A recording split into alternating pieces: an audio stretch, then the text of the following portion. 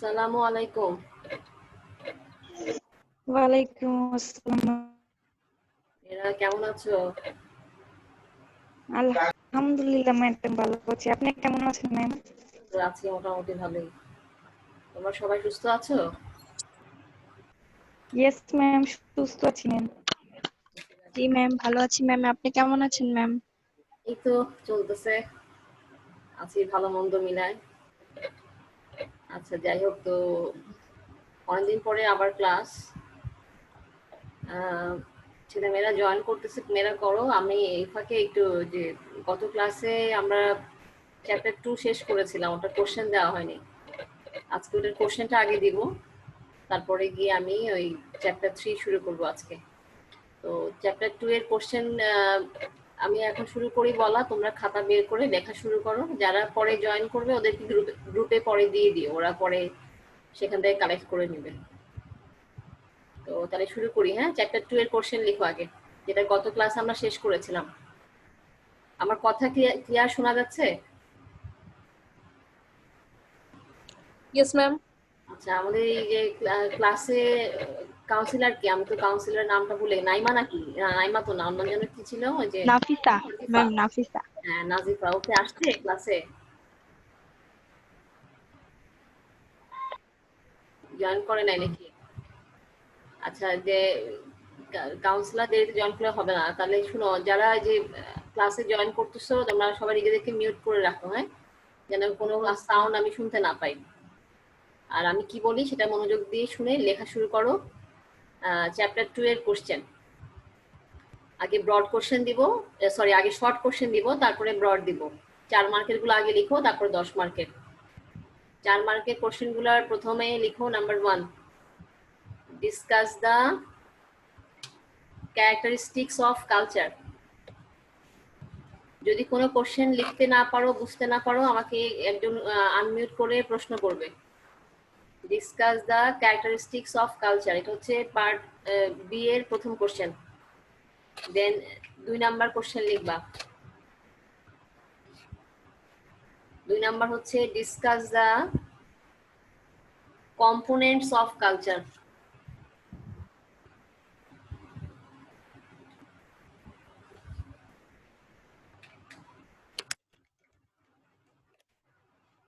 Components of culture. এরপরে 3 number হচ্ছে discuss the concept of culture.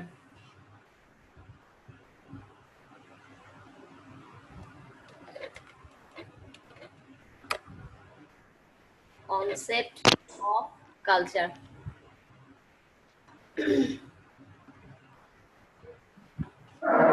Number শেষ হলো, এবার 4 নাম্বার। 4 নাম্বার কোশ্চেন লিখো,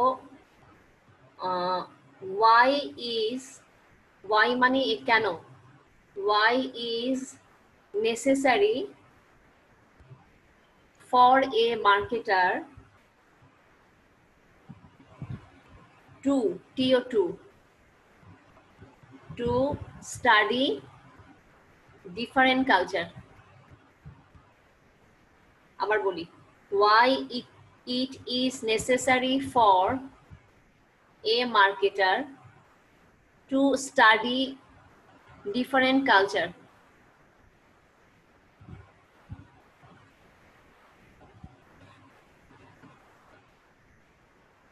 এরপরে নেক্সট কোশ্চেন,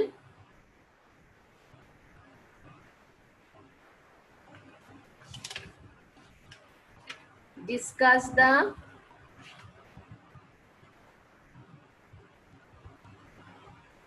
ডিসকাস দ্য না লিখে এটা আরেকভাবে লিখো, how the knowledge, how HOW, how the knowledge of cross culture may be helpful,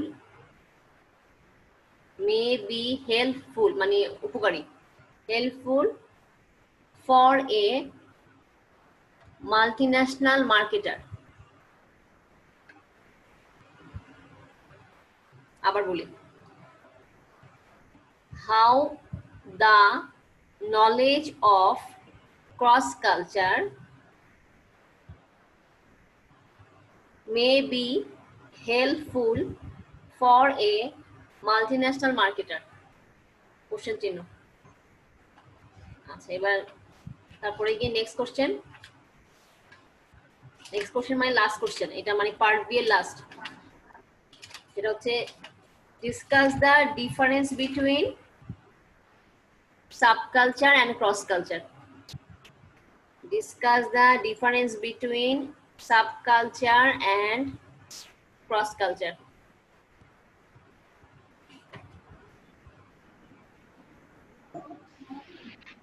এবার আমরা চলে যাব পার্ট সি তে।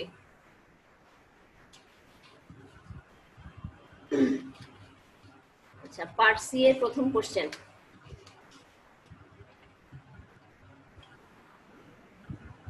Discuss the useful concept.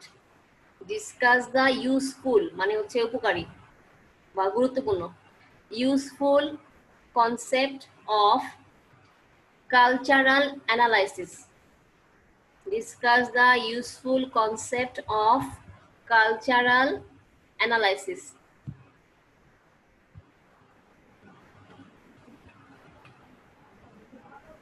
অনেক ইম্পর্টেন্ট কোশ্চেন। হ্যাঁ, তারপরে next question 2 number.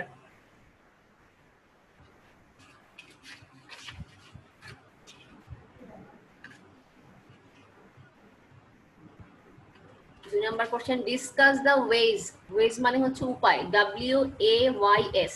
Discuss the ways of adapting marketing decision with other cultures. Discuss the ways of adapting marketing decision with other cultures.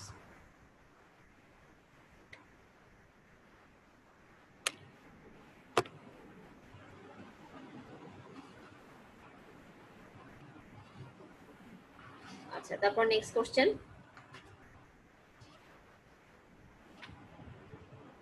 discuss the classifications and the influence of subculture. Discuss the classifications and the influence মানে প্রভাব, influence of subculture.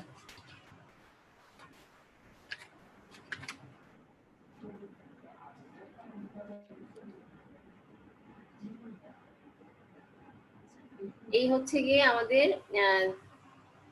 Chapter 2 এর important question. আচ্ছা, না, আরেকটা question মনে হয় বাদ পড়ে গেছে, ওটা লিখো।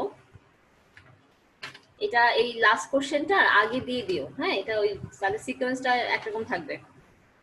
আচ্ছা, সেটা হচ্ছে গিয়ে discuss the reason of cultural change.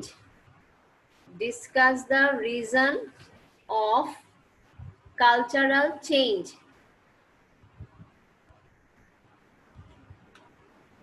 এই হচ্ছে গিয়ে আমাদের চ্যাপ্টার 2 এর কোশ্চেন। যদি কারো কোনো প্রশ্ন থাকে একজন আনমিউট করে আমাকে প্রশ্ন করো। কোনো কোশ্চেন আছে? নাই? তাহলে সবাই লিখতে পেরেছো?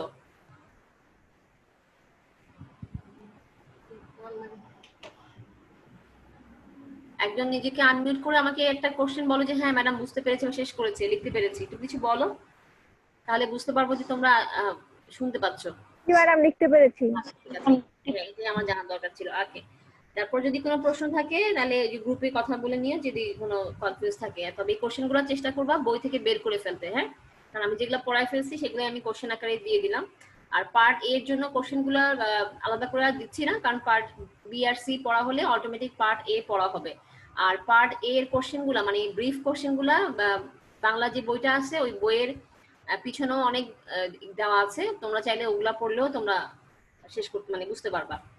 তো আসো এবার তাহলে আমরা চ্যাপ্টার 3 তে চলে যাই। আজকে আমাদের চ্যাপ্টার 3 এর ক্লাস। চ্যাপ্টার 3 তে ক্লাস শুরু করার আগে একটু ইম্পর্টেন্ট কথা বলি। এগুলো কেন বলি আর এগুলো একটু খেয়াল করে শুনবা, কারণ হচ্ছে কি আসলে যখন আমরা সাজেশন করব তো প্রশ্ন আমরা কিন্তু সাজেশনে দেখা যায় যে আমরা অলমোস্ট সব কোশ্চেন দিয়ে দিই। তখন অনেকের মনে প্রশ্ন থাকে যে ম্যাডাম সাজেশনে এত কোশ্চেন হলে সবই তো পড়তে হচ্ছে। তো সবই যে পড়তে হয় না আসলে, সেটার জন্যই এই কথাগুলো বলা। সেটা হচ্ছে যে গত ক্লাসে চ্যাপ্টার 2 যখন পড়াইছিলাম আমি বলেছিলাম চ্যাপ্টার 2 এর দুইটা অংশ, একটা হচ্ছে কালচারাল পার্ট, একটা হচ্ছে সাবকালচার। প্রশ্ন কিন্তু চ্যাপ্টার গুলোর থেকে যখন প্রশ্নগুলো আসে বছরে বছরে চেঞ্জ হয়ে আসে, অর্থাৎ সাবকালচার আসলে পরের বছর কালচার থেকে আসে। তাহলে এটাও কিন্তু একটা সাজেশন। এরপরে চ্যাপ্টার 3 তে যেটা আজকে পড়াবো সেই চ্যাপ্টারটার নাম দেখো social organization and reference group. এখানে দুইটার ভাগ দেখাচ্ছে, একটা হচ্ছে সোশ্যাল অর্গানাইজেশন আর একটা দেখাচ্ছে রেফারেন্স গ্রুপ। তো বেসিক্যালি আসলে এই চ্যাপ্টারের তিনটা পার্ট। সেটা হচ্ছে সোশ্যাল অর্গানাইজেশন সম্পর্কে আমরা জানবো, অর্থাৎ সোশ্যালাইজেশন যেটাকে বলা হচ্ছে, আর হচ্ছে গিয়ে রেফারেন্স গ্রুপ সম্পর্কেও জানবো। প্লাস এই চ্যাপ্টারে আরেকটা জিনিস আছে, সেটা হচ্ছে সোশ্যাল চেঞ্জ। এই চ্যাপ্টারে তিনটা পার্ট, একটা হচ্ছে গিয়ে সোশ্যালাইজেশন বা অর্গানাইজেশন যেটাকে বলতেছে, এরপরে আছে রেফারেন্স গ্রুপ এই একটা পার্ট, আর একটা হচ্ছে গিয়ে সোশ্যাল চেঞ্জ। এই তিনটা পার্ট নিয়ে এই চ্যাপ্টার। তো তাহলে এখন প্রশ্ন হচ্ছে কিভাবে প্রশ্নগুলো আসবে।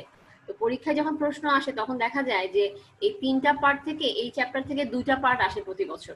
অর্থাৎ যদি এই বছর প্রশ্ন হয়, দেখা গেছে যে সোশ্যালাইজেশন থেকেও প্রশ্ন হয়, রেফারেন্স গ্রুপ থেকেও প্রশ্ন হয়েছে। আর নেক্সট ইয়ারে গিয়ে দেখা গেছে যে হয়তো বা সোশ্যালাইজেশন থেকে প্রশ্ন হয়েছে, রেফারেন্স গ্রুপ থেকে, সোশ্যাল চেঞ্জ থেকে আসছে। সেটা দেখো আমি তোমাদের এই চ্যাপ্টার থেকে কি কি পড়তে হবে দেখো। এখানে এই যে সোশ্যালাইজেশন এটা একটা পার্ট। আচ্ছা আমি আনমিউট করতে বলে, মিউট করতে হচ্ছে সবাইকে, আনমিউট করে রেখেছো কেন? আচ্ছা, তারপর রেফারেন্স গ্রুপ দেখো এই একটা পার্ট, আরেকটা দেখো নিচে একদম লাস্টের দিকে সোশ্যাল চেঞ্জ। তাহলে প্রতি বছর প্রশ্ন হয়, দুইটা পার্ট থেকে প্রশ্ন হবে, তিনটা পার্ট আছে, দুইটা পার্ট থেকে প্রশ্ন হবে। তো এবার আসো তাহলে আমার চ্যাপ্টারটা পড়া শুরু করি। অরনিকা আনমিউট করো। যারা এই যে কথা বলতেছেন একটু সাউন্ড অফ করেন। আচ্ছা, তারপর দেখো এখন তাহলে এই চ্যাপ্টারের প্রথম অংশ সোশ্যালাইজেশন, যেটার বাংলা হচ্ছে সামাজিকরণ। সামাজিকরণ, তারপর আমরা রেফারেন্স গ্রুপ পড়বো, এরপরে গিয়ে আমরা পড়বো হচ্ছে সোশ্যাল চেঞ্জ। তবে এই চ্যাপ্টারের না রেফারেন্স গ্রুপটা অনেক ইম্পর্টেন্ট।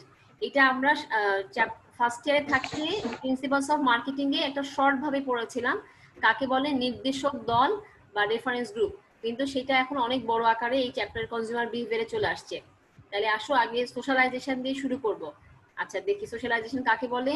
প্রথমে আসো সোশ্যালাইজেশন সংজ্ঞা দেওয়া আছে, এটা দেখো প্রথমে দিয়েছে কি যে সোশ্যালাইজেশন বা সামাজিকরণ এটা একটা প্রসেস মানে প্রক্রিয়া, যেটা কি করে by which individuals acquire the knowledge, তারপরে কি বলেছে ল্যাঙ্গুয়েজ, মানে অর্থাৎ প্রত্যেকটা মানুষের জ্ঞান যেটা আছে, ভাষা যেটা আছে, সোশ্যাল যে স্কিল মানে সামাজিক যে দক্ষতা এবং তাদের যে ভ্যালু, সেটা হচ্ছে গিয়ে কনফর্ম করে হচ্ছে to the norms and rules, অর্থাৎ মানুষের সেই রীতিসিদ্ধ নিয়মের মাধ্যমে যেটা রিকোয়ার্ড করে integration into group or community, অর্থাৎ মানুষ তার দলের মধ্যে থেকে যেটা শিখে। তার মানে আমরা যখন একটা ব্যক্তি পৃথিবীতে আসছি, জন্মগ্রহণ করেছে বা একটা বাচ্চা যখন আসে, সে কিন্তু কোনো না কোনো সমাজের সাথে যুক্ত হয়ে তারপরে আসে। তো যখন সে সমাজের সাথে যুক্ত হওয়ার পরে ওই সমাজের রীতিনীতি, জ্ঞান, ভাষা, হ্যাঁ দক্ষতা, ভ্যালু, এই সব কিছু কিন্তু তার মধ্যে প্রবেশ করে। এবং এই যে তার মধ্যে যখন সে প্রবেশ করাচ্ছে, এটাকেই বলা হচ্ছে গিয়ে সোশ্যালাইজেশন বা সামাজিকরণ। অর্থাৎ সামাজিকরণ একটা প্রক্রিয়া, যেটা একটা মানুষ যখন সমাজে বসবাসের উপযোগী আচরণ করবে, তার মূল্যবোধ রীতিনীতিগুলোকে সে তার আয়ত্তে নিয়ে আসবে, সেটাই হচ্ছে কি সামাজিকরণ বা সোশ্যালাইজেশন। তাহলে আমরা যে বাঙালি কালচার, আমাদের কালচারের মধ্যে কিন্তু আমরা আমাদের দেখো পোশাক, আমাদের জ্ঞান, হ্যাঁ আমাদের শিক্ষা, আমাদের বিভিন্ন ভ্যালুস গুলো, আমাদের রীতিনীতিগুলো দেখো আমরা এই সমাজে বড় হয়েছি, তাই আমরা এই সমাজের মতো করে কিন্তু আমাদের মধ্যে আচরণগুলোকে প্রকাশ করছি। তাহলে এই জিনিসটা কি বলা হচ্ছে কি সামাজিকরণ বা সোশ্যালাইজেশন। আর এই সোশ্যালাইজেশনের আরেকটা সহজ সংজ্ঞা হচ্ছে গিয়ে যে কোনো সমাজে যে রীতিনীতিগুলো আছে সে যখন ব্যক্তির আচরণের মধ্যে খাপ খাওয়ানো হয়, সেটাই হচ্ছে গিয়ে সামাজিকরণ। তো এই সামাজিকরণের সংজ্ঞা হচ্ছে গিয়ে 1 মার্কের কোশ্চেন। তারপরে কি আমরা সেকেন্ড টপিকে যাই, কনসেপ্ট অফ সোশ্যালাইজেশন। এটা 10 মার্কেও আসে আবার 4 মার্কেও আসে। 10 মার্কে আসলে একটু বড় করে লিখতে হবে, 4 মার্কে আসলে তখন আবার শর্ট করে লিখতে হবে। তো আসো সেটা কি জিনিস, মানে এই জিনিসটা বলতে বোঝাচ্ছে যে এই সামাজিকরণ যে প্রক্রিয়াটা, এটা কিভাবে আমাদের মধ্যে আসে, মানে কোন কোন ক্ষেত্র থেকে আসে। প্রথমে ফ্যামিলি থেকে। তাহলে ফ্যামিলির সংজ্ঞা আমরা জানি, ফ্যামিলি হচ্ছে গিয়ে একটা বৈবাহিক সম্পর্ক বা দত্তকের মাধ্যমে যখন মানুষ আবদ্ধ হয়ে একটা দল তৈরি করে, তার মানে ছেলে মেয়ে যখন বিয়ে করে একটা রিলেশন করবে, অথবা ছেলে মেয়ে ছাড়াও কিন্তু আমরা জানি যখন সম্পর্কটা নিজেরা তৈরি করে, ঠিক আছে আসো তুমি আমি মিলে একটা বন্ধুত্ব তৈরি করলাম, তাহলে এই যে এটা তৈরি করে একটা পরিবারের মতো থাকা, এটাকে বলা হচ্ছে ফ্যামিলি। তাহলে সেই ফ্যামিলি থেকে যখন আমরা আমাদের আচরণগুলো নিজেদের মধ্যে মানে ডেভেলপ করি, সেটাকে বলা হচ্ছে যে একটা সোশ্যালাইজেশনের একটা অংশ। মানে আমরা এই সামাজিকরণ বিষয়টা আমাদের মধ্যে প্রথমে আসে হচ্ছে কি পরিবার থেকে। পরিবার থেকে কিন্তু আমরা মূলত পরিবারে যখন আমরা বসবাস করি, সেই বসবাসের মাধ্যমেই আমাদের মধ্যে এই ভূমিকাগুলো তৈরি হয়। তো এই ভূমিকাগুলো আসলে তৈরি হওয়ার পিছনে যেটা বলা আছে বইয়ে, যে মানুষের মধ্যে 3 ধরনের ভূমিকা দেখা যায় পরিবার থেকে যেটা আসে। তার মধ্যে নাম্বার 1 হচ্ছে আত্মনিয়ন্ত্রণ বা সেলফ কন্ট্রোল, তারপরে আসে হচ্ছে মূল্যবোধ বা ভ্যালুস, আর একটা আসে ভূমিকাগত আচরণ বা রোল বিহেভিয়ার। অর্থাৎ আমরা পরিবার থেকে আমরা 3 রকম আচরণ শিখি। সেটা হচ্ছে আত্মনিয়ন্ত্রণ। আত্মনিয়ন্ত্রণটা কি, যে মনে করো আমাকে কেউ কিছু চাপাই দিচ্ছে, চাপাই দেওয়ার পর আমি সেটাকে আমি চাপাই দেওয়া ওটাকে মেনে নিচ্ছি। মেনে নিচ্ছি কেন, যে আমি জানি যে আমাকে না মেনে আমার চলার কোনো উপায় নেই, আমাকে এই থাকতে হলে পরিবারে আমাকে এটা মানতেই হবে। তাহলে এটা হচ্ছে কি আত্মনিয়ন্ত্রণ, নিজের কিছু জিনিসকে আমার নিয়ন্ত্রণ করে ফেলি, যে আমি চাচ্ছি অন্যরকম, অন্যজন আমাকে বলছে আরেকরকম করতেই হবে। আরেকটা হচ্ছে মূল্যবোধ। মূল্যবোধ মানে হচ্ছে পরিবারের কিছু মূল্যবোধ থাকে বা ভ্যালুস থাকে, যেটা হচ্ছে যে আমরা চেঞ্জ করতে চাইও না, করিও না কখনো। যেমন কি, যে বাবা মার সাথে থাকতে হলে বাবা মাকে সম্মান করে থাকতে হবে। তাহলে এটা হচ্ছে আমরা, কেউ কি বলতে পারবে যে আমি কখনই আমার বাবা মাকে সম্মান করবো না, করি না? কেউ কিন্তু বলে না, কারণ আমাদের ভ্যালুস ভ্যালুস কখনো পরিবর্তন করা যায় না। আরেকটা কি বলছে, রোল বিহেভিয়ার বা ভূমিকাগত আচরণ। তার মানে সেটা কি, যখন দেখা যাচ্ছে যে আমাদের পরিবারের কোনো একজন সদস্যদের কোনো একটা ভূমিকা আমাদের মধ্যে প্রবেশ করে ফেলে।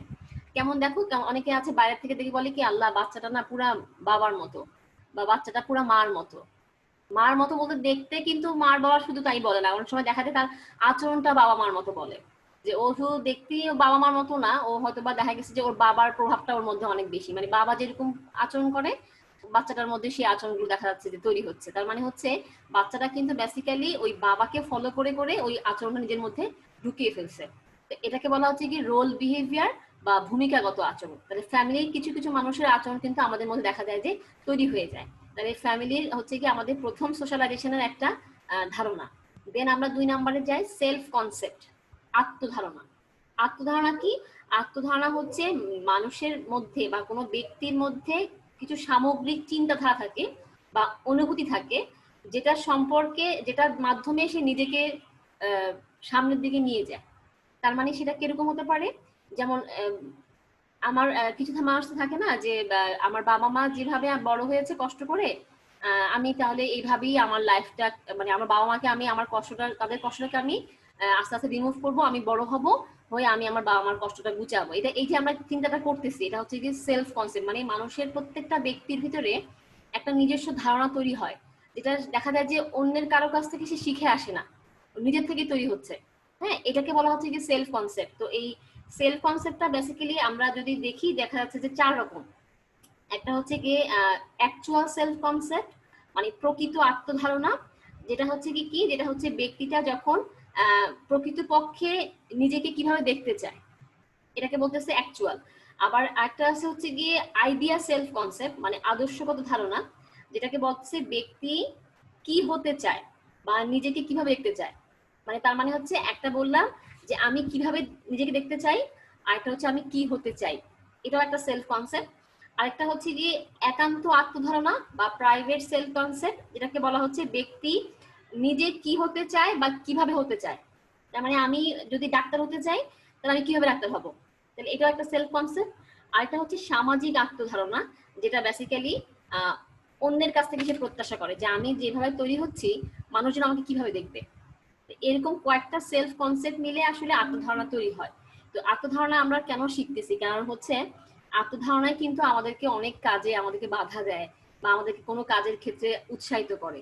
যেমন এই যে এখন এই প্যান্ডেমিক টাইমে দেখা গেছে আমরা ঘর থেকে বেরোতে পারতেছি না। তো এখন মনে করো তুমি ফ্রেন্ডের সাথে একটা যুক্তি করলা যে ঠিক আছে আসো আমরা কয়েকদিন মিলে দেখা করি বাইরে, কিন্তু এখন জানো যে বাসা থেকে দিবে না। তো তুমি কি করলা, তুমি রেডি হলা যে না, বাসা থেকে না দিলেও আমার খুব ইচ্ছা, আমি দেখতে যাবো। তো এখন প্রোগ্রাম করলাম, করার পর দেখা গেল যে যখন যাচ্ছ তখন মনে হলো যে না আসলে আজকে বাবা মাকে ধোকা দিয়ে এই কাজটা মনে করা ঠিক হবে না। তাহলে এই যে তোমাকে এই যে বাধা দিল, এটাই কিন্তু সেলফ কনসেপ্ট। মানে ব্যক্তি দেখা যাচ্ছে যতই পরিবার থেকে বা আশেপাশ থেকে শিখে না কেন, যে যতই শিখুক যে কোনো বিষয়, তারপর দেখা যায় নিজের ভিতরে কিছু কনসেপ্ট থাকে যেগুলোকে মানুষ দেখা যায় যে ওই শেখা জিনিসটাকে কখনো বাধা দেয়, কখনো আবার উৎসাহিত করে। এটাকে বলা হচ্ছে কি আত্মধারণা। দেন 3 নাম্বার আসো এডুকেশনাল ইনস্টিটিউশন। এটা হচ্ছে শিক্ষা প্রতিষ্ঠান থেকেই তো আসলে বেসিক্যালি আমাদের শেখা শুরু হয়। মানে যদি আমরা জ্ঞান বলি যেটাকে, যে পরিবারের পরে গিয়ে দেখা যায় যে আমরা আমাদের শিক্ষা প্রতিষ্ঠান থেকে শিখি। তো এটার একটা এক্সাম্পল যদি দিই তাহলে দেখা যায়, দেখো আমরা যতই বাইরে মানে ঘোরাফেরা করি না কেন, চুল টুল দেখা যায় অনেক মেয়েরা আছে কালার করছে, খুব সাজগোজ করছে, বাইরে যতটুকু করুক, আর যখন তুমি সিটি কলেজে ঢুকতেছো তুমি কিন্তু তখন তোমার চলাফেরা চেঞ্জ হয়ে গেল। দেখা যায় তোমার লাল চুল তুমি ঢেকে রাখার জন্য তুমি চুলটাকে বেঁধে চলে আসলা, তুমি কানগুলো খুলে ফেললা, তুমি নিজেকে একদম, জানো যে কলেজে এগুলো পছন্দ করে না। তাহলে শিক্ষা প্রতিষ্ঠান এমন একটা জায়গা যে যখন আমরা যে শিক্ষা প্রতিষ্ঠানে যেরকম কালচার, আমরা সেই কালচারের সাথে মেনটেন করে আমাদের আচরণটাকে প্রকাশ করি। এই জন্য বলা হচ্ছে যে বেসিক্যালি হচ্ছে এই শিক্ষা প্রতিষ্ঠান দিয়েই কিন্তু আমাদের সোশ্যালাইজেশনটা তৈরি হয়। তারপরে আসো রিলিজিয়াস ইনস্টিটিউশন, অর্থাৎ ধর্মীয় প্রতিষ্ঠান। তার মানে হচ্ছে ধর্মীয় প্রতিষ্ঠানগুলো হচ্ছে গিয়ে আমাদের ধর্মীয় যে কালচারগুলো আছে সেগুলোর মাধ্যমেই কিন্তু আমাদের আচরণটাকে প্রকাশ করে। অর্থাৎ ধর্মীয় যে চেতনাগুলো আছে, ধর্মীয় যে মূল্যবোধগুলো আছে, সেগুলো দিয়েও কিন্তু আমাদের সামাজিকরণটা বা সামাজিকতা তৈরি হয়েছে। তো সেটা আবার দুই ভাবে হয়েছে, একটা হচ্ছে ফ্যামিলি অ্যান্ড ইনকাম। তো ফ্যামিলি অ্যান্ড ইনকাম বলতে বোঝাইছে যে আমরা সবাই অনেকে আছে যারা মুসলিম, তো এই মুসলিম ধর্মে যদিও বলা আছে যে বেশি বিলাসী জীবন কাটানো যাবে না, মানে খুব হাইফাই লাইফ লিড করা উচিত না। তাহলে তারপর দেখা যায় আমরা এই মুসলিমদের মধ্যেই অনেকে আছে না এটা মানে না, না মেনে ওরা ইনকাম বেশি তাই নিজের লাইফটাকে এমন ভাবে গুছাইছে যে খুব হাইলি ভাবে থাকার চেষ্টা করে। তাহলে এই যে এটাকে বলা হচ্ছে ফ্যামিলির সাথে ইনকামের একটা রিলেশন। আবার অনেকে আছে যে না ইনকাম অনেক বেশি হলো যে মানে ধর্মীয় কালচারটাকে মেনটেন করে, যে না আমি আমার ধর্মকে মেনেই আমি আমার মতো আমি সেভাবে চলবো, আমার ইনকাম বেশি তারপর আমি সেভাবে খরচ করব না। তাহলে এটাকে বলা হচ্ছে ফ্যামিলির সাথে ইনকামের রিলেশন। দেন আসো ফ্যামিলি অ্যান্ড এডুকেশন, অর্থাৎ ধর্ম এবং শিক্ষা। অর্থাৎ ধর্ম ব্যক্তির যেহেতু মূল্যবোধ গঠনে কাজ করে, তাই সামাজিক রীতিনীতির মাধ্যমে কি করে মানুষ তার ধর্মটাকে প্রকাশ করবে, কারণ হচ্ছে আমরা ধর্মীয় যে শিক্ষাটা পাই সেই শিক্ষার মাধ্যমে কিন্তু আমরা আমাদের কালচারের সাথে আমরা নিজেদেরকে খাপ খাওয়াচ্ছি। তার মানে ধর্মীয় কালচার যেটাকে বলা হচ্ছে সেটাই বলছে ধর্মীয় শিক্ষার মাধ্যমে আমরা আমাদের আচরণটাকে প্রকাশ করি। যেমন যেমন ধরো যে কিছু হিন্দু পরিবার আছে, কিছু মুসলিম পরিবার আছে যারা দেখা যায় যে ওদের মধ্যে ধর্মীয় শিক্ষার প্রভাব অনেক বেশি, যার কারণে অনেক বেশি কনজারভেটিভ। আবার কেউ কেউ আছে যে ধর্মীয় প্রভাবটা অনেক মানে কম, মানে হয়তো মুসলিম ঠিকই বা হিন্দু ঠিকই কিন্তু হিন্দুদের যে কিছু খুব কড়াকড়ি নিয়ম কানুন আছে অতটা বেশি মানে না। তাহলে এই জন্য বলা হচ্ছে যে ধর্মীয় সাথে শিক্ষার একটা রিলেশন আছে, যেটার মাধ্যমে মানুষের আচরণটাকে সেভাবে প্রকাশ পায়। তো এই হলো গিয়ে কনসেপ্ট অফ সোশ্যালাইজেশন। দেন আমরা নেক্সট কোশ্চেনে যাবো, অর্থাৎ নেক্সট পার্টে, সেটা হচ্ছে রেফারেন্স গ্রুপ, নির্দেশক দল। আচ্ছা সেটা কি জিনিস? সেটা হচ্ছে যে যখন কোনো ব্যক্তি বা কোনো ভোক্তা, যেটাই বলি না কেন আমরা, যখন সে কোনো বিশেষ দলের দ্বারা প্রভাবিত হয়ে পণ্য ক্রয় করে, সেটা কি বলা হচ্ছে গিয়ে রেফারেন্স গ্রুপ। তো এখানে দেখো আমরা সংজ্ঞা কি লিখেছি, reference group is a group মানে একটা দল whose perspective a person assume informing attitude and visible। অর্থাৎ যেটা একজন ব্যক্তির এমন একটি দল যাদের উপর ভিত্তি করে মানুষের দৃষ্টিভঙ্গি বা দৃশ্যমান আচরণগুলো গঠিত হয়। দেখো ছবি দেখো তাহলে ক্লিয়ার হবে। একটা দেখো বাচ্চা আর তার মা দুজনেই লিপস্টিক লাগাচ্ছে। তো বাচ্চা মাকে দেখে সাজার চেষ্টা করছে, মা লিপস্টিক লাগাচ্ছে আর বাচ্চাটা চোখে দেখো কি যেন আইলাইনার লাগাচ্ছে। তার মানে হচ্ছে মাকে ফলো করে সে মার মতো করে সাজার চেষ্টা করতেছে। তার মানে এই বাচ্চাটার জন্য মা হচ্ছে রেফারেন্স গ্রুপ। সেকেন্ড ছবি দেখো, ওখানে একটা মহিলা কতগুলো স্টুডেন্টকে পড়াচ্ছে। তাহলে মহিলা যেভাবে পড়াচ্ছে বা যা শেখাচ্ছে ওই স্টুডেন্ট গুলো সেটাকে আয়ত্তে আনার চেষ্টা করতেছে। তার মানে এখানে স্টুডেন্ট হচ্ছে টিচারটা হচ্ছে গিয়ে স্টুডেন্টের জন্য হচ্ছে রেফারেন্স গ্রুপ। তার মানে আমরা যখন কোনো একটা নির্দিষ্ট দল বা কোনো একজন ব্যক্তির দ্বারা প্রভাবিত হয়ে তার মতো করে আচরণ প্রকাশ করব, তাহলে ওই ব্যক্তিটা হচ্ছে আমার জন্য রেফারেন্স গ্রুপ বা নির্দেশক দল। এবার আসেন পরের question, types of reference group, খুবই ইম্পর্টেন্ট কোশ্চেন। নির্দেশক দলের প্রকারভেদ। আচ্ছা, প্রকারভেদ এখানে দেখো আমি একটা ছবি পাশে দিয়েছি আর আবার কিছু পয়েন্টসও দিয়েছি। দেখো পয়েন্টসের সাথে ছবির কিন্তু খুব একটা মিল নাই। কেন মিল নাই? কারণ হচ্ছে বাংলা বইতে ওরা কি করেছে, মানে ক্লাসিফিকেশনটাকে পয়েন্টস আকারে না, মানে ভাগ ভাগ করে না দেখিয়ে একবারে সবগুলো পয়েন্টসকে দাঁড় করাইছে। যেমন দেখো যে প্রথম points aspirational reference group, associated reference group, dissociative, এইভাবে করে ভাগ করেছে। কিন্তু যখন আমরা অনলাইনে আমি যখন নেটটা ঘাটলাম তখন দেখলাম যে ওখানে রেফারেন্স গ্রুপকে ওরা ভাগ করেছে 2-3 ভাগে। দেখো কিভাবে, প্রথমে দিয়েছে ডিরেক্ট, তারপর দিয়েছে ইনডিরেক্ট। তো এখানে ডিরেক্টটাকে ভাগ করেছে প্রাইমারি এবং সেকেন্ডারি, মানে প্রত্যক্ষ রেফারেন্স গ্রুপকে ভাগ করছে 2 ভাগে, যেটা আমাদের লেখার লাস্টে 2টা পয়েন্ট দেখো আছে। তাহলে ওটা হচ্ছে ডিরেক্ট রেফারেন্স গ্রুপ। আর ইনডিরেক্ট অ্যাসপিরেশনাল আর হচ্ছে নন অ্যাসপিরেশনাল। তো সেই ইনডিরেক্টটাকে কিন্তু আমরা প্রথম যে 4টা পয়েন্ট দাঁড় করেছি ওই 4টা পয়েন্টকে বলা হচ্ছে গিয়ে এই অ্যাসপিরেশনাল রেফারেন্স গ্রুপ আর নন অ্যাসপিরেশনাল রেফারেন্স গ্রুপ, অর্থাৎ ইনডিরেক্ট রেফারেন্স গ্রুপ। তার মানে টোটাল আমার এখানে যে পয়েন্টস আমি লিখেছি টোটাল হচ্ছে গিয়ে 6টা পয়েন্টস এর মধ্যে লাস্টের 2টা পয়েন্টস হচ্ছে ডিরেক্ট আর বাকি উপরে 4টা হচ্ছে কি ইনডিরেক্ট। তো এখন আসলে এগুলো কাকে বলে আমরা, তোমরা চাইলে এভাবেও দিতে পারো বা ছবির মতো করেও দিতে পারো, কোনো সমস্যা নাই, একভাবে দিলেই হবে। তবে পয়েন্ট সবগুলো আলোচনা করতে হবে কারণ এটা 10 মার্কের কোশ্চেন। আচ্ছা, তাহলে এবার প্রথমে রেফারেন্স গ্রুপের প্রথম পয়েন্টস এর নাম হচ্ছে অ্যাসপিরেশনাল রেফারেন্স গ্রুপ, যার বাংলা শব্দ হচ্ছে কাঙ্ক্ষিত নির্দেশক দল। আচ্ছা, এটা কাকে বলে? এটা বলে হচ্ছে কোনো ব্যক্তি দলের সদস্য না হয়েও যখন ওই দলের সদস্য হিসেবে নিজেকে স্বীকার করবে এবং সদস্যদের কাছে পছন্দনীয় ব্যক্তি হলে ওই দলটিকে বলা হয় কাঙ্ক্ষিত নির্দেশক দল। এটা হচ্ছে বইয়ের ভাষা। তো এবার আমি নিজের ভাষায় বলি, এবার বোঝার চেষ্টা করো। তার মানে বোঝাতে যাচ্ছে যে একটা ব্যক্তি কোনো দলের সদস্য না। কিরকম সেটা? মনে করো তুমি বাংলাদেশ ক্রিকেট টিমকে অনেক পছন্দ করো, কিন্তু তুমি তো ক্রিকেট টিমের কোনো সদস্য না, কারণ তুমি ক্রিকেট টিমের কোনো প্লেয়ার না, তুমি একজন মেয়ে। তাহলে সেই তুমি সদস্য না হয়েও দেখা গেছে যে ওই সদস্যদের মানে তুমি খুব ওদের মতো করে চলার চেষ্টা করতেছো। মানে ওই যদি তুমি ছেলে হতে, সাপোজ তুমি যদি ছেলে হও, তাহলে তুমি বাংলাদেশ ক্রিকেট টিমকে অনেক পছন্দ করো, কিন্তু তুমি ওই টিমের সদস্য না। বাট ওই ক্রিকেট টিমে যারা প্লেয়ার আছে ওই প্লেয়ারদের মতো করে তুমি নিজেকে চলার চেষ্টা করতেছো। তার মানে কিরকম, যে তুমি ওদের মতো হওয়ার জন্য ওদের ফ্যাশনটাকে পছন্দ করতেছো, ওদের খেলার যে স্টাইলটাকে পছন্দ করতেছো। তাহলে ওটাকে বলা হচ্ছে গিয়ে অ্যাসপিরেশনাল রেফারেন্স গ্রুপ, মানে কাঙ্ক্ষিত। আবার একটা এক্সাম্পল দিই, মনে করো তুমি আমেরিকায় গেছো, তাহলে আমেরিকার যে রক সঙ্গীত ব্র্যান্ড আছে, তুমি ওদের গান বা ওদের স্টাইল খুব পছন্দ করো, কিন্তু তুমি কিন্তু ওদের দলের কোনো সদস্যও না, বাট তুমি ওদের দলকে পছন্দ করো দেখে ওদের মতো করে চুল কেটেছো পাঙ্ক টাইপের, বা ওদের মতো করে ছেদেছো, বা ওরা যেভাবে ওই যে হাতে অনেকগুলো কালার মানে ব্রেসলেট পরে, ট্যাটু আঁকে শরীরে, তাহলে এরকম করে তুমি নিজেকে তৈরি করতেছো। তাহলে তুমি ওই দলের সদস্য না হয়ে ওই দলের মতো যে চলার চেষ্টা করতেছো, এটাকে বলা হচ্ছে কি অ্যাসপিরেশনাল রেফারেন্স গ্রুপ। তো এটা রেফারেন্স গ্রুপের ইনডিরেক্ট, মানে পরোক্ষ। প্রত্যক্ষ তাহলে হলো না, কারণ প্রত্যক্ষ মানে তুমি তো ওই দলের সদস্য না, সদস্য হলে তুমি প্রত্যক্ষ হতা। তাহলে এই গেল একটা। এরপরে আসা হচ্ছে গিয়ে 2 নাম্বার অ্যাসোসিয়েটেড রেফারেন্স গ্রুপ, যার বাংলা হচ্ছে সহযোগী নির্দেশক দল। এটার বইয়ের ভাষায় বলতে গেলে বলা আছে ভোক্তা কোনো দলের সাথে অন্তর্ভুক্ত হলে ওই দলকে এই অ্যাসোসিয়েটিভ রেফারেন্স গ্রুপ বলে। অর্থাৎ কিরকম, তুমি মনে করো কোনো যৌথ পরিবারের সদস্য, যৌথ ফ্যামিলি, তাহলে তুমি হচ্ছে অ্যাসোসিয়েটেড।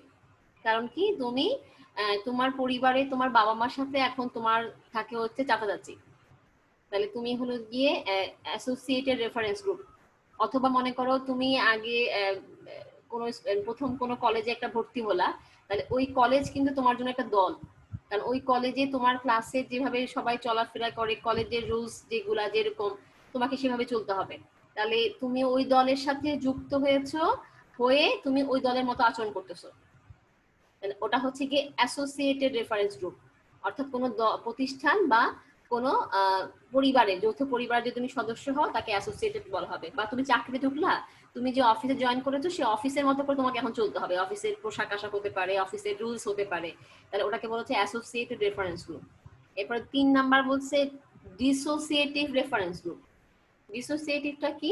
সেটা হচ্ছে বিচ্ছিন্ন নির্দেশক দল। বইয়ের ভাষায় বলা আছে ভোক্তা কোনো দলের আদর্শ দৃষ্টিভঙ্গি অপছন্দ করলে এবং নিজেকে ওই দলের সমকক্ষ মনে না করলে তাকে বলা হয় বিচ্ছিন্ন। অর্থাৎ তুমি যদি কোনো মনে করো তুমি যে সিটি কলেজে আসো, সিটি কলেজে অনেক কিছু তোমরা মেয়েরা পছন্দ করো না, যেমন আমাদের কলেজে সাজগোজ করা নিষেধ, আমাদের কলেজে বলা আছে প্রতিদিন ক্লাস করতে হবে, হ্যাঁ, এই যে বিষয়গুলা তোমরা কিন্তু অনেক মেয়েরা পছন্দ করো না। তাহলে পছন্দ না করো না, কিন্তু তুমি জানো যে তুমি ওই দলের একজন মেম্বার, তো তুমি হচ্ছে গিয়ে ডিসোসিয়েটিভ রেফারেন্স গ্রুপ। অর্থাৎ তুমি ওই দলের কিছু জিনিস মানো, কিছু জিনিস মানো না, ঠিক আছে? এই হলো একটা। এরপর 4 নাম্বার আসে ডিসক্লেইমেন্ট রেফারেন্স গ্রুপ, অস্বীকারমূলক নির্দেশক দল। এটা কাকে বলে?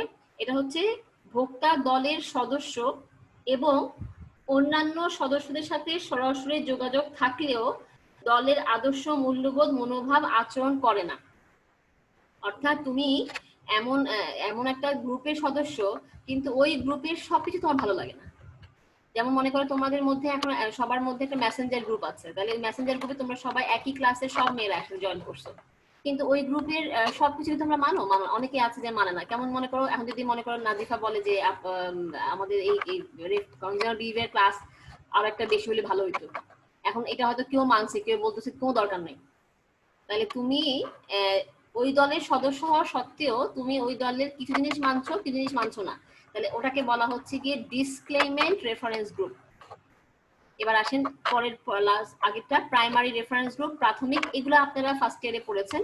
প্রাথমিক নির্দেশক দল এটা হচ্ছে কি যখন আমরা যখন কোনো দলের সাথে প্রত্যক্ষ যোগাযোগ থাকে তখন তাকে বলা হচ্ছে প্রাইমারি। অর্থাৎ আমাদের পরিবার, আমাদের বন্ধু বান্ধব, হ্যাঁ, এদেরকে বলা হচ্ছে গিয়ে প্রাইমারি রেফারেন্স গ্রুপ, যাদের সাথে আমাদের সম্পর্কটা একেবারে ডিরেক্ট।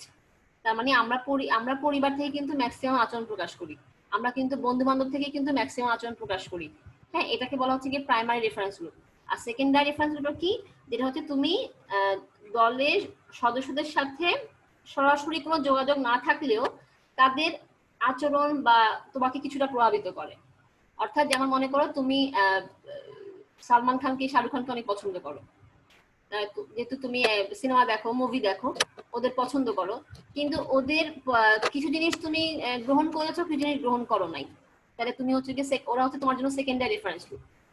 অর্থাৎ আমরা যখন কোনো দলের বা কোনো ব্যক্তির সব জিনিস গ্রহণ না করে কিছু কিছু জিনিস গ্রহণ করব, অর্থাৎ আমরা ওই দলের সরাসরি কোনো সম্পর্ক নেই, কারণ তোমার সাথে কিন্তু সালমান খান, শাহরুখ খান বা ঐশ্বরিয়া রায় বা কোনো নায়ক নায়িকার সাথে রিলেশন নাই, বাট তুমি ওদের কিছু কিছু জিনিস পছন্দ করতেছো, করে তুমি ওদের জিনিসগুলোকে নিজের মধ্যে অ্যাডাপ্ট করতেছো, ওটা হচ্ছে তোমার জন্য secondary.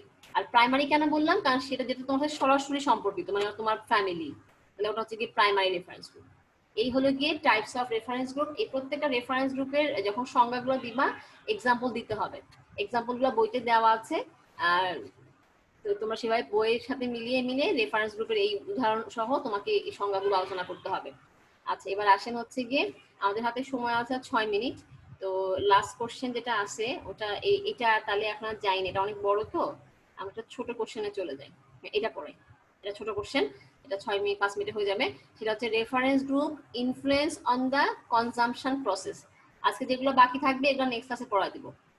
Reference group influence on the, মানে আমাদেরকে বলতেছে নির্দেশক দল আমাদেরকে আমাদের ভোগের ক্ষেত্রে কোনো প্রভাব বিস্তার করে কি? অবশ্যই করে। আমরা আজকে যখন চুলের তেল লাগাচ্ছি, চুলে শ্যাম্পু করছি, কোন শ্যাম্পুটা বা কোন তেলটা লাগাবো, দেখা গেছে আমরা কোনো না কোনো ব্যক্তি দ্বারা প্রভাবিত হয়েছি, তাহলে ওই ব্যক্তি হচ্ছে আমাদের জন্য রেফারেন্স গ্রুপ।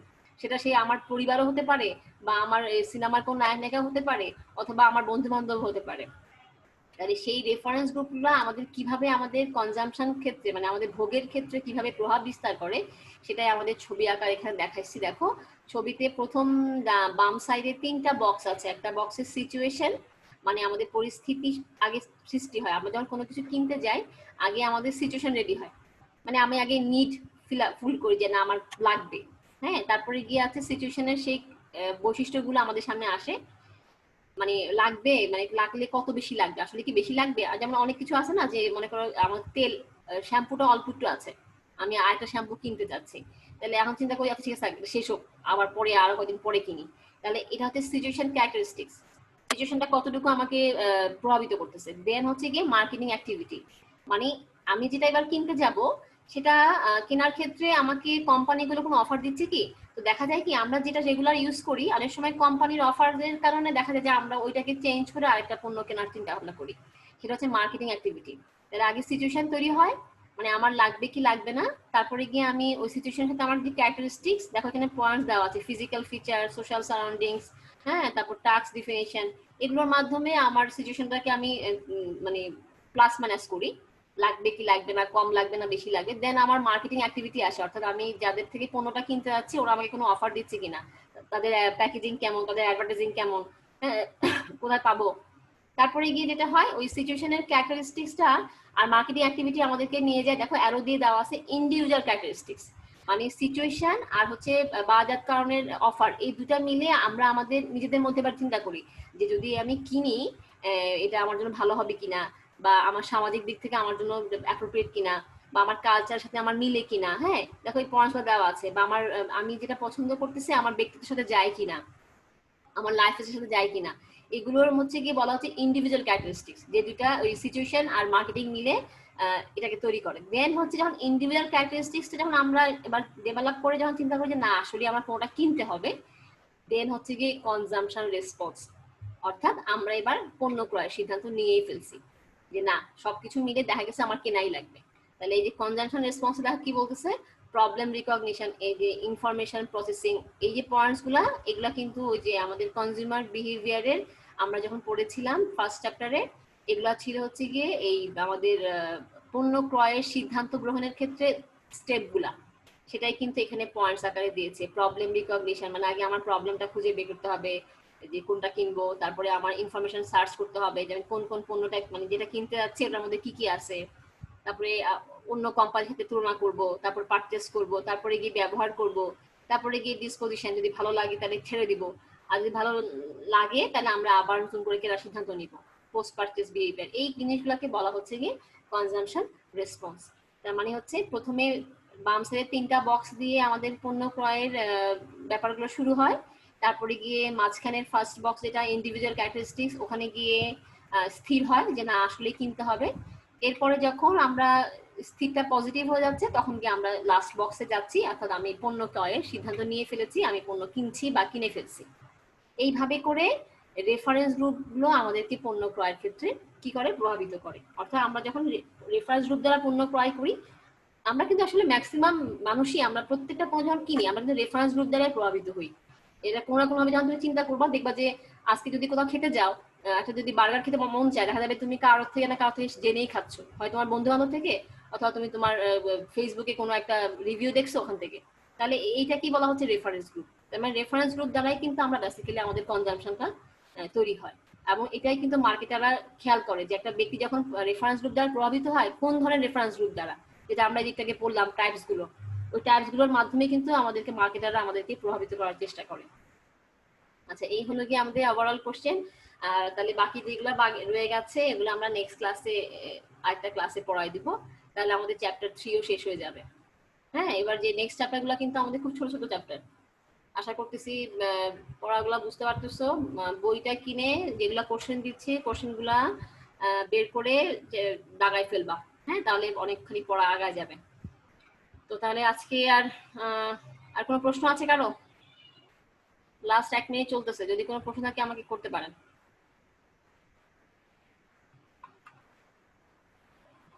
আছে প্রশ্ন? নাই? তাহলে আগামী ক্লাসে আমরা এগুলো বাকিগুলো পড়াই দেবো, ঠিক আছে? যেখান থেকে reference group, norms and conformity থেকে, এখান থেকে বাকিগুলো শেষ করে দিব। তো সবাই ভালো থাকো, সুস্থ থাকো, ইনশাআল্লাহ আবার নেক্সট ক্লাসে দেখা হবে। আল্লাহ হাফেজ।